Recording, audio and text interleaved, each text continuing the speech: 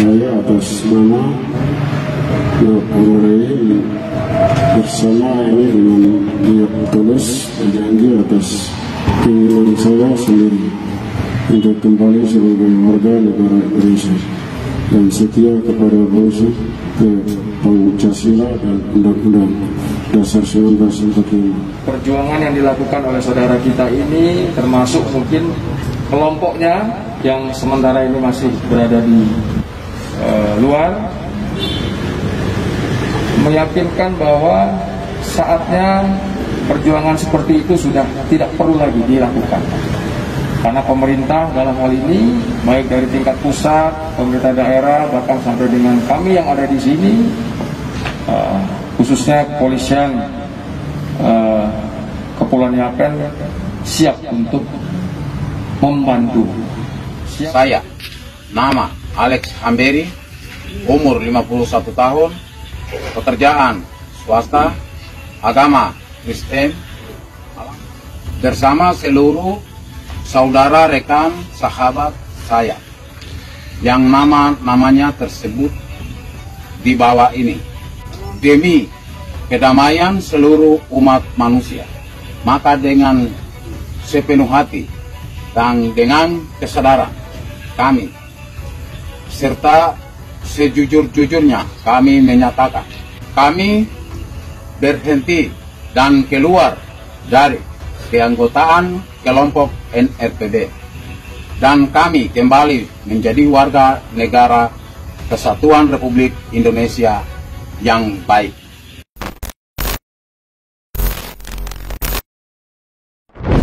Kabar gembira untuk warga Papua dan Indonesia. Kita patut bersyukur karena salah satu panglima perang OPM akhirnya mengibarkan bendera merah putih. Dia menyerah dan akhirnya bergabung dengan NKRI. Sosok panglima perang yang menyerah itu adalah Gubernur Negara Republik Federal Papua Barat, Alex Hamberi. Dia menyerahkan diri tanpa paksaan dan memilih loyal dan berdamai dengan Indonesia.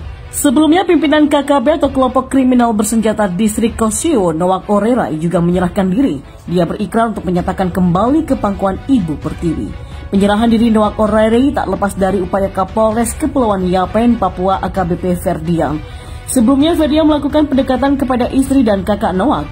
Memang dalam jalur damai ini, kepercayaan itu masih tetap rapuh. Saya perlu menghitung-hitung, begitu juga dengan Nowak, ujar AKBP Ferdian.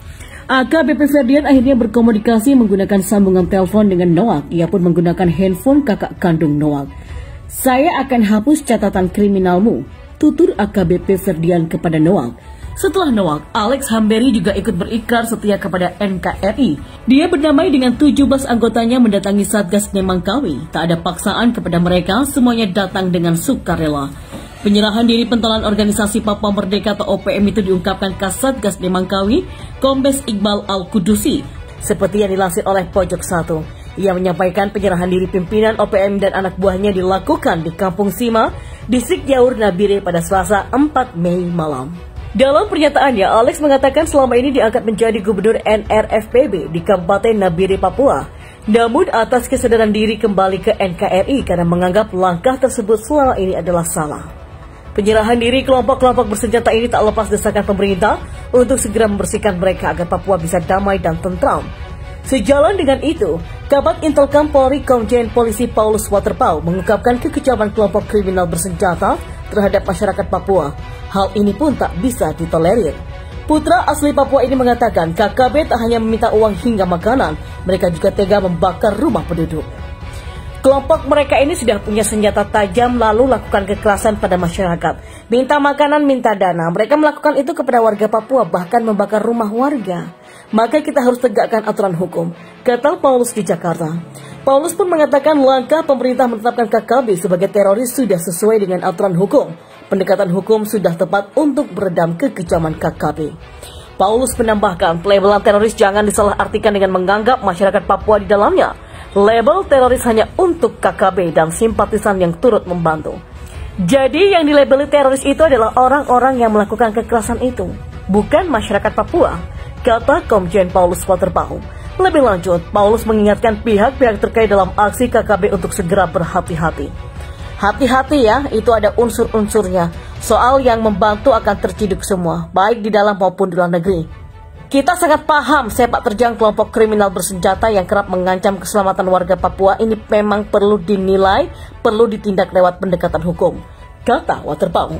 Kepala Badan Intelijen dan Keamanan Kabat Intel Camp Polri, Komjen Paulus Waterpauw mengingatkan bahwa Indonesia adalah negara hukum, sehingga pendekatan hukum harus dipakai terhadap pelaku kriminal di Papua. Kelompok KKB disebut Paulus Waterpauw sebagai freeman. Mereka sudah punya senjata lalu melakukan kekerasan pada masyarakat. Mereka melakukan itu kepada warga Papua, bahkan membakar rumah mereka. Paulus yang juga mantan Kapolda Papua ini menganggap hukum harus menjadi panglima tertinggi dalam penyelesaian masalah ini. Jika hukum berjalan dengan baik, kata Paulus,